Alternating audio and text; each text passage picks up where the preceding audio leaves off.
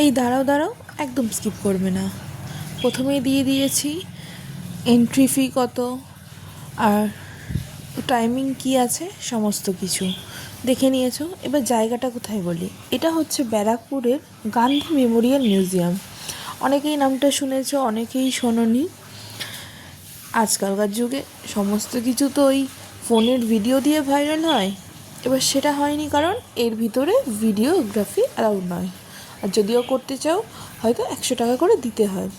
তো আমরা সেদিনকে চলে গিয়েছিলাম, আর এখানে ভিডিও করা যেহেতু অ্যালাউড নয় তো করতে পারিনি, একটু ছোট একটা ক্লিপ নিয়েছিলাম।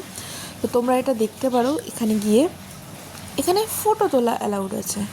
তো এখানে দেয়ালে বিভিন্ন জায়গায় কৃষক সংগ্রহ, সিপাহী বিদ্রোহ, অর্থনৈতিক শোষণ, বঙ্গভঙ্গ আন্দোলন, হ্যাঁ, আমাদের গান্ধীজির বিষয় এবং আমাদের ব্যারাকপুরের বিষয়ে অনেক কিছু আছে। তো ভিতরে যেহেতু কিছু তোলা যাবে না ভিডিও, তো আমি এইভাবে ফটোগুলো অ্যাড করতে থাকলাম। তোমরা অনেকেই ইতিহাসের বিষয়ে অনেক জানতে চাও, তো যারা ইতিহাস প্রেমী একবার ভিজিট করো, আর আমার ফটোগুলো থামিয়ে থামিয়ে পড়ে নিতে পারো কী আছে। একবার আসো, আমি বলবো। ভিতরে লাইব্রেরি থেকেও অনেক কিছু বই কিনতে পারো। যদিও আমি ভিডিওর প্রথমেই এন্ট্রি ফি কত কী দিয়ে দিয়েছি, তবুও আরেকবার বলে দিই, এখানে এন্ট্রি ফি মাত্র 10 টাকা, আর 5 বছরের নিচে বাচ্চাদের কোনো এন্ট্রি ফি নেই।